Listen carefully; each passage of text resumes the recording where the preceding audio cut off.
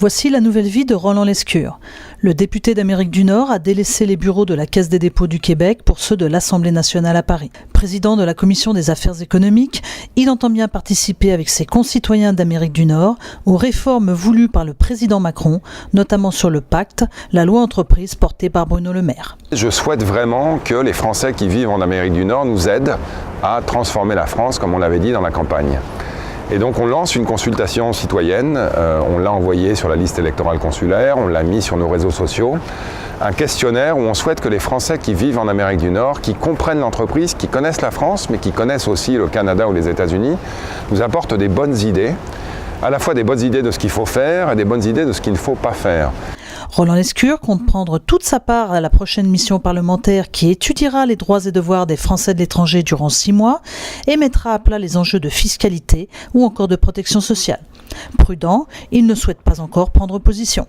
Je souhaite véritablement avoir l'ensemble des données à disposition avant de prendre une position qui est globalement soit on ne reçoit pas de services et dans ce cas-là, il faut réduire la fiscalité qui pèse sur les Français de l'étranger. Soit si on souhaite que les Français de l'étranger contribuent à l'effort national, et moi ça ne me semble pas choquant, à un moment où la France est en train de se redresser, de se transformer, il faut qu'ils en aient pour leur argent et qu'ils aient un certain nombre de services. Quant à la nouvelle formule de la réserve parlementaire, c'est pour 2018. Pour la réserve parlementaire, ça va être beaucoup plus court. La mission parlementaire sur la fiscalité, sur la protection sociale, ça c'est un travail au long cours. Mais la réserve parlementaire, c'est tout de suite. Jean-Baptiste Lemoyne travaille sur un nouveau dispositif qui sera en place dès 2018, qui devra associer évidemment les députés, mais aussi l'ensemble des élus, les circonscriptions. On souhaite aussi qu'il y ait de la démocratie participative autour de ce projet, pour que les projets de financement des associations des Français qui vivent à l'étranger puissent bénéficier de subventions de la part de l'État français.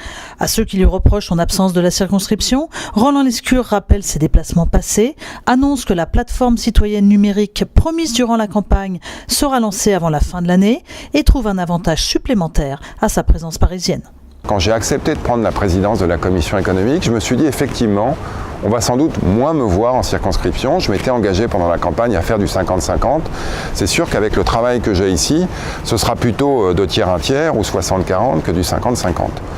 Mais je pense que l'influence que je vais avoir va être d'autant plus importante parce que quand on est président de la Commission économique, on a accès aux ministres, on peut évoquer avec eux régulièrement, oui, les problèmes de la France, mais aussi les problèmes de la circonscription.